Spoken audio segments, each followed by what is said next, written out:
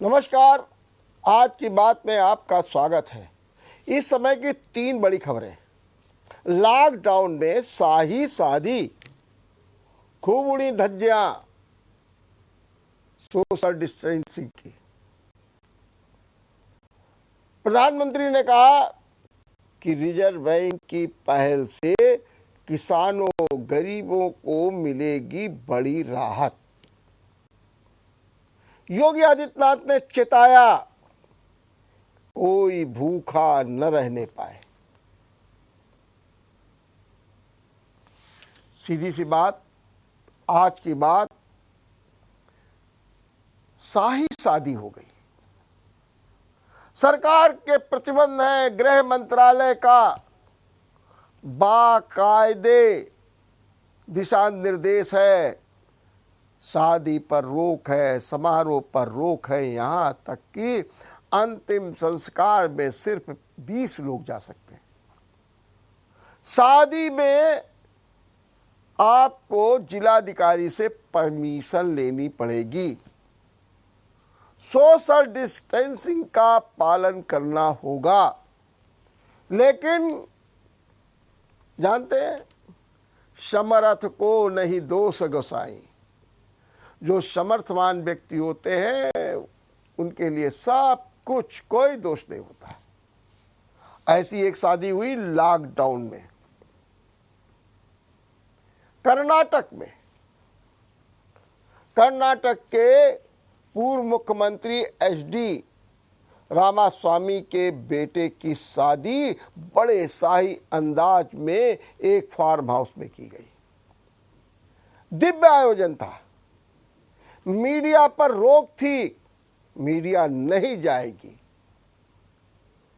और यदि देखा जाए तो जो आकलन हुआ तो 40-50 बड़ी बड़ी लंबी लंबी गाड़ियों की कतार लगी थी। दिव्य आयोजन था। शादी में कहीं कोई कमी नहीं थी, लेकिन मीडिया पर रोक थी, इसलिए वो कवरेज प्रॉपर नहीं हो पाया। सवाल उठे कि आखिर ये क्यों हो रहा है? ऐसी कौन सी परिस्थितियां हैं जिसमें ये शाही शादी की गई? अब पूर्व मुख्यमंत्री का मामला था, जवाब आ गया। सीधा सीधा जवाब क्या आया कि भाई देखिए, सारी परमिशन ले ली गई थी। कोई भी काम बिना परमिशन के नहीं हुआ है। ये भी दावा किया गया कि जो सरकार है उसने भी वीडियोग्राफी कराई है और ये देखने का प्रयास किया है कि कहीं कोई धज्जियां तो नहीं उड़ाई गई। ये भी स्थिति बनी हुई है। और कर्नाटक के जिस स्थान पर ये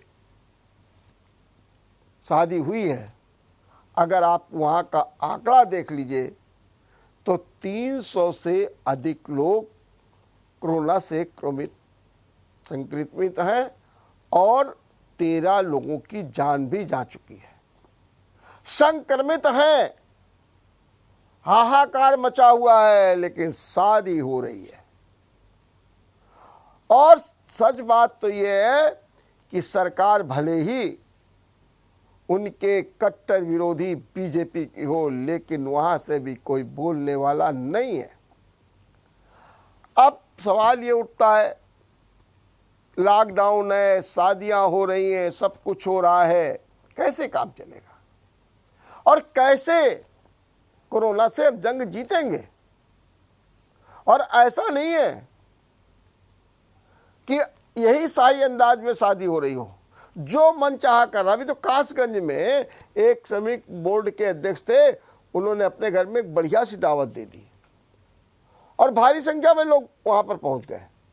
इस तरीके के आयोजन जगह जगह हो रहे हैं और जिसमें लोग शामिल हो रहे हैं। तो ये सवाल ये उठता है कि कैसे, जब तक शक्ति नहीं होगी तब तक इसी तरीके की बातें होती रहेंगी। लॉकडाउन का मजाक उड़ता रहेगा, लॉकडाउन की धज्जियां उड़ती रहेंगी और आम जन टकटकी लगाए देखता रहेगा। उसे आप धारा 188 में चाहे बंद कर दीजिए, चाहे उस पर लाठियां चला दीजिए, चाहे उसको मुर्गा बना दीजिए, चाहे उसको लोटपोट करा दीजिए, कुछ भी करा दीजिए, और चाहे डंडे बरसा दीजिए, लेकिन ये जो समर्थवान लोग हैं उस ओर कोई देखने सुनने वाला नहीं है। बहरहाल देखना है कि सरकार इस पर क्या चेतती है, और जो ये वीडियोग्राफी कराई गई है उसका भी क्या मकसद है। और कहा गया है कि 70 से लेकर के 100 अति विशिष्ट लोगों को आमंत्रित किया गया था, और जो कारें भी थी उन कारों को पहले से ही ट्रैफिक पुलिस में रजिस्टर्ड करा दिया गया था कि इनके अलावा कोई कार नहीं आएगी। ये भी अब देखिए क्या होता है। बहरहाल कोरोना की जंग में आज एक नई बात और हुई। रिजर्व बैंक के जो मुखिया हैं उन्होंने आज बैंक में जमा धनराशि का ब्याज घटा दिया, जिसे रिवर्स रेपो रेट भी कहते हैं, उसमें घटा दिया। और जब ये घटाया तो निश्चित रूप से आर्थिक और उद्योग जगत में चहलकदमी होनी थी। हालांकि शेयर बाजार में सुस्ती रही, 200 अंक और गिर गया, लेकिन आशा का संचार हुआ है। वित्त मंत्री सीतारमण ने कहा कि रिजर्व बैंक के इस कदम से बाजार की स्थिति सामान्य होगी। प्रधानमंत्री नरेंद्र मोदी ने कहा कि जमा धनराशि बैंक में जमा धनराशि के ब्याज में कम करने से किसानों को, छोटे व्यापारियों को, गरीबों को और मझोले, लघु और सूक्ष्म उद्योगों को बड़ी राहत मिलेगी। उन्होंने ये भी कहा, राहत कैसे मिलेगी? उन्होंने कहा कि नगद धन का प्रवाह बढ़ेगा, ऋण आपूर्ति में सुधार आएगा। रिजर्व बैंक के फैसले को वर्तमान संदर्भों में बड़ा महत्वपूर्ण माना जा रहा है।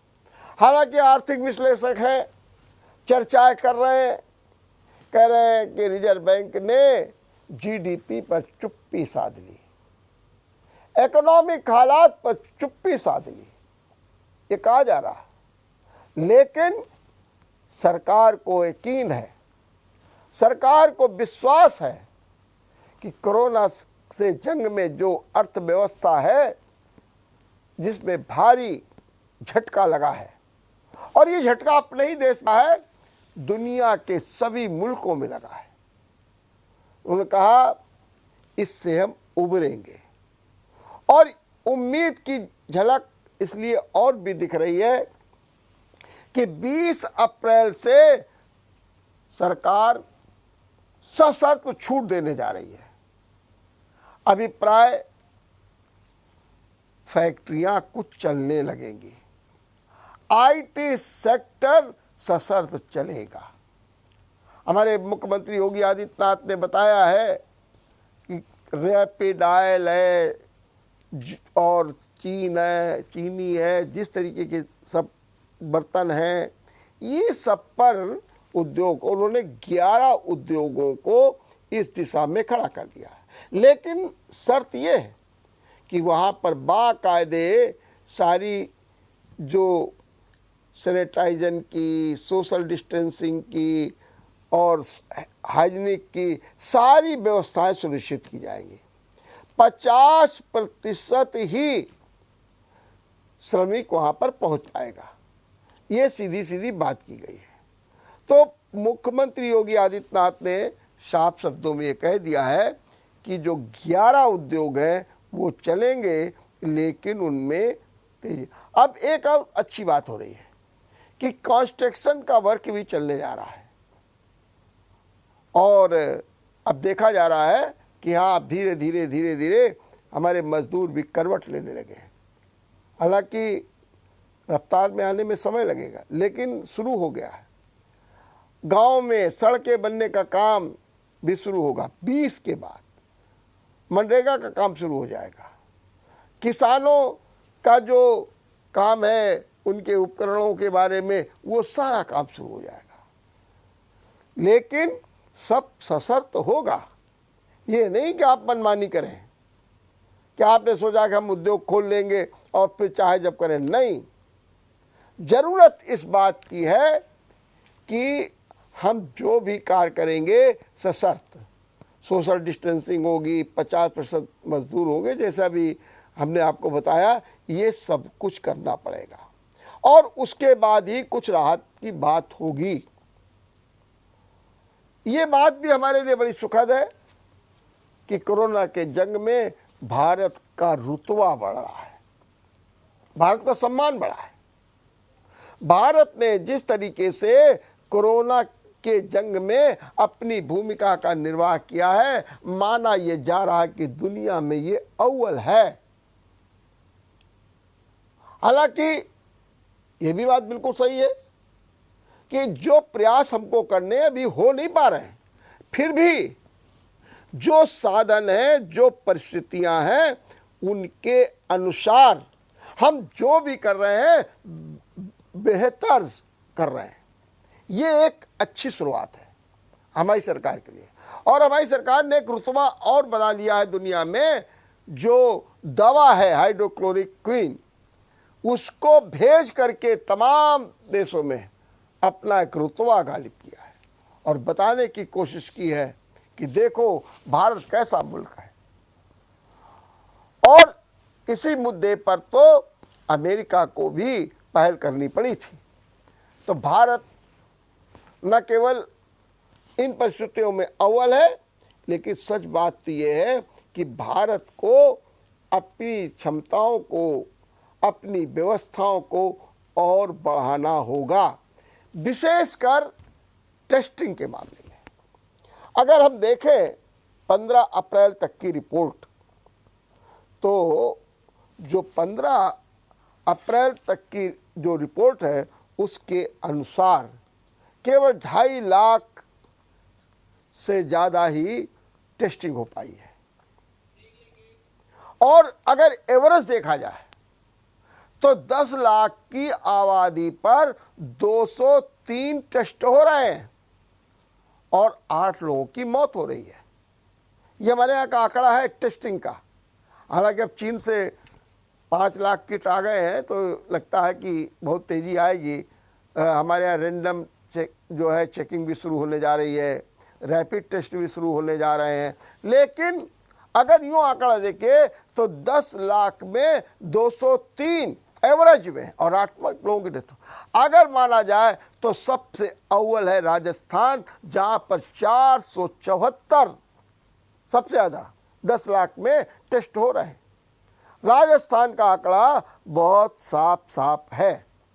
और यदि हम अपने यूपी की बात करें, बिहार की बात करें, वहाँ पर आंकड़ा बहुत ही असंतोषजनक है। लेकिन हम अपनी सीमाओं, अपनी संसाधन, उनको देखते हुए भी हम सब कुछ नियंत्रण में किए हुए हैं। सीधी सीधी बात, अगर हम आंकड़ा देखें उत्तर प्रदेश का, बिहार का, 100 से कम है। उत्तर प्रदेश में तो मात्र 87 का है। इसे बढ़ाना है। और इसीलिए तो क्या हुआ, हर जिले में सैंपल कलेक्शन सेंटर बना दिए गए हैं। हर मेडिकल कॉलेज में टेस्ट लैब बनाई जा रही है। और इतना ही नहीं, बल्कि जो मंडली मुख्यालय है जहाँ पर मेडिकल कॉलेज नहीं है, वहाँ भी टेस्ट लैब बनाई जा रही है। बहरहाल विस्तार किया जा रहा है ताकि टेस्टिंग का काम तेज़ी का हो। और एक बात और आपको बता दें कि जो 20 तारीख से सुविधाएं दी जा रही हैं सशर्त, उनमें एक बात और अहम है। हॉट स्पॉट एरिया में किसी भी प्रकार की कोई छूट नहीं रहेगी। हॉट स्पॉट एरिया पूरी तरीके से और सख्त कर दिए जाएंगे। हम यहाँ एक छोटा सा ब्रेक लेते हैं, अब ब्रेक के बाद फिर बताएंगे कोरोना की बात।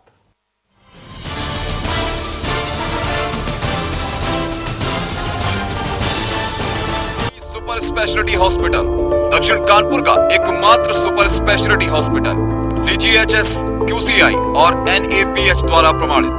दक्षिण कानपुर में सभी तरह के विशेषज्ञों से सुसज्जित एकमात्र super speciality OPD, round the clock critical care expert द्वारा कवरेज एवं अत्याधुनिक मशीनों से लैस ICU। कानपुर के एकमात्र विश्व स्तरीय super speciality fully SS modular OT, सभी प्रकार के कैंसर का विश्व स्तरीय इलाज। मेहमान नवाजी का शाही अंदाज,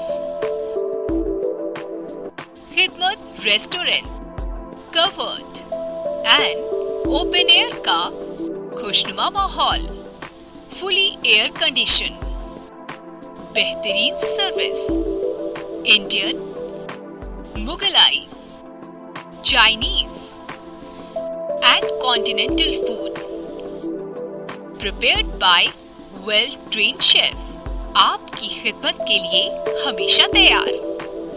खिदमत restaurant, grand Geet hotels, the mall, Kanpur.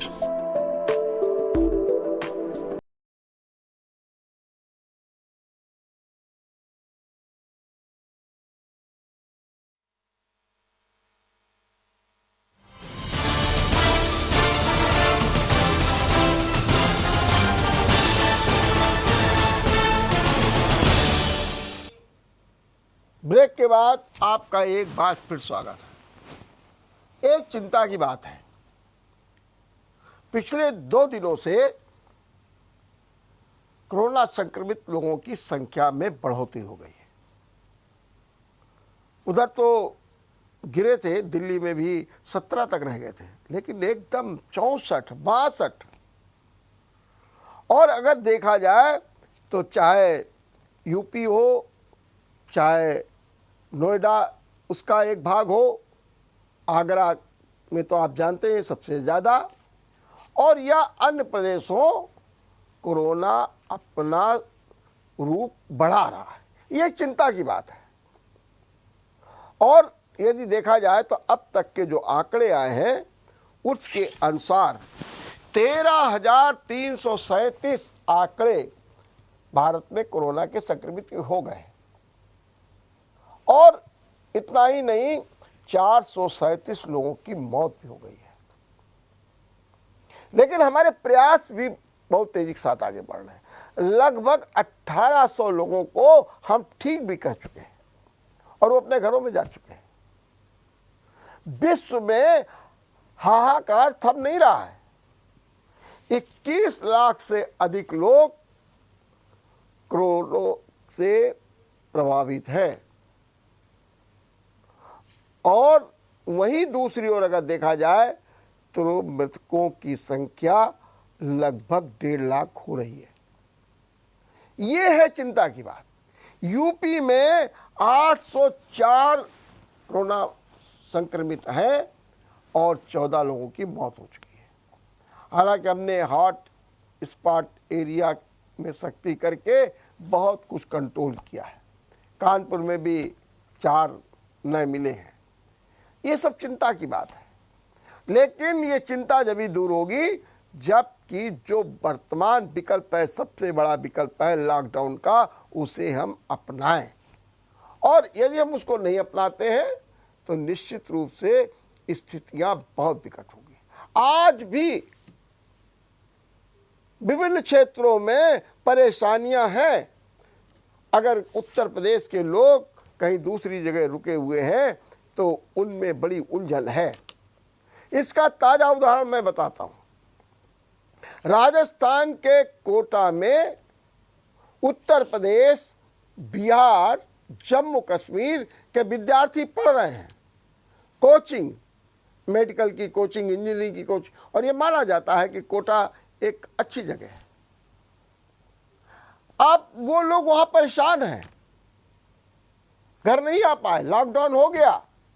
क्या करें? और कोटा भी वो जगह है जो कोरोना प्रभावित है, वहां पर 64 मामले अब तक आ चुके हैं। वहां के जो मेंबर ऑफ पार्लियामेंट हैं वो लोकसभा के अध्यक्ष ओम बिरला है। उन्होंने विभिन्न एजेंसियों से बातचीत की, फिर ये प्रयास किए कि जो लोग हैं वो चले जाएं। कहा जा रहा है कि बिहार अभी तक अपने बच्चों को बुलाने की कोई व्यवस्था नहीं कर पाया। जम्मू कश्मीर की भी लगभग वही स्थिति है, लेकिन उत्तर प्रदेश ने ठोस पहल की है। योगी आदित्यनाथ ने अपने प्रदेश के बच्चों को बुलाने के लिए 300 बसें कोटा भेज दी है और वहाँ पर जा रही है और वहाँ पर पढ़ने वाले बच्चों को लेकर के आएंगे। 300 बसें। इससे लोकसभा के अध्यक्ष ओम बिरला को भी थोड़ी सी चिंता से मुक्ति मिली है, लेकिन ज़रूरत इस बात की है कि अन्य प्रदेशों के भी जो बच्चे हैं उनको भी वहाँ की सरकार ये योजना बनानी पड़ेगी अब, क्योंकि ये स्थिति भी ठीक नहीं है कि किसी परिवार के बच्चे या परिवार के सदस्य अन्य किसी दूसरे राज्य में फंसे हुए हैं कहीं पर। और ठीक है, आप कह रहे हैं कि जहाँ वहीं रहिए और रहेंगे भी, लेकिन इससे भी स्थितियाँ और सबसे ज़्यादा आप कल्पना करिए जो कोटा में बच्चे हैं उनके माता पिता पर क्या बीत रही है। और जब ये कहा जा रहा कि नहीं भाई कोटा भी कोरोना प्रभावित है, वहाँ पर 64 मामले आ चुके हैं, तो जब ऐसी स्थितियां हैं कौन माँ बाप जो होगा वो विचलित नहीं होगा, परेशान नहीं होगा।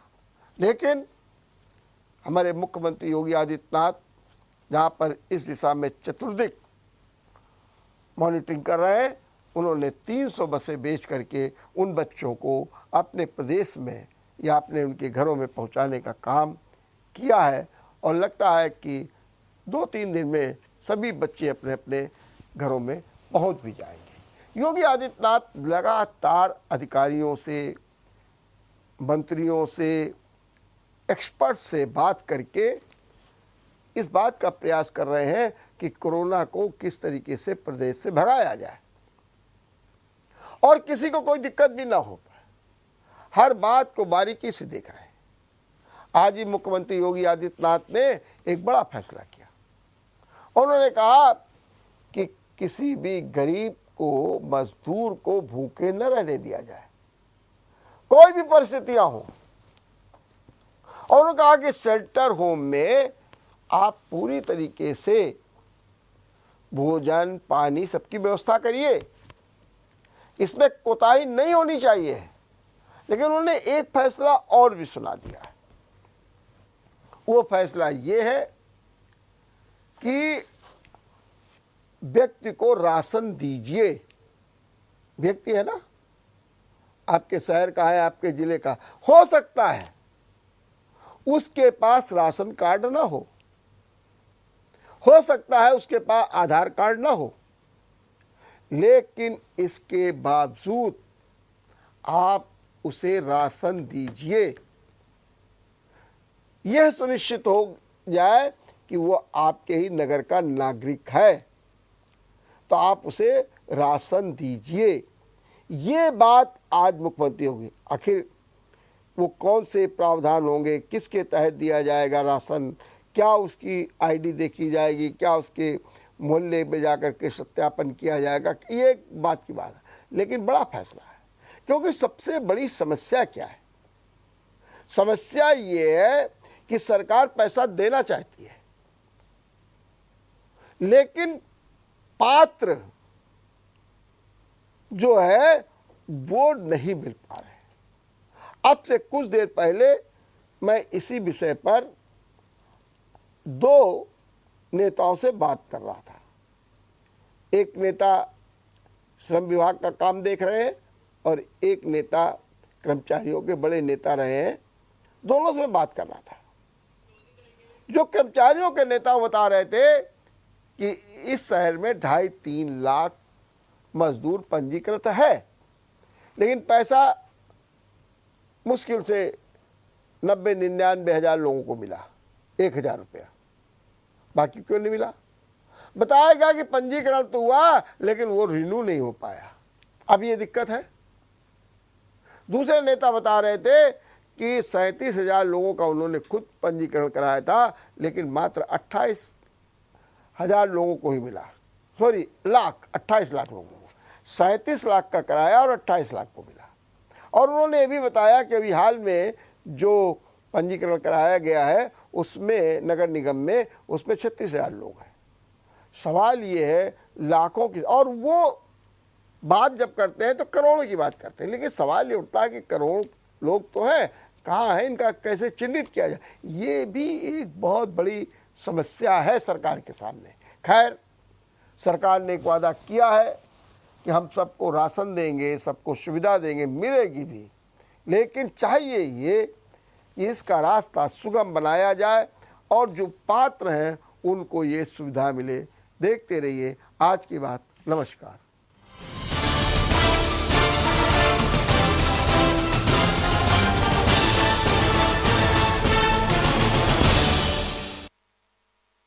सुपर स्पेशलिटी हॉस्पिटल दक्षिण कानपुर का एक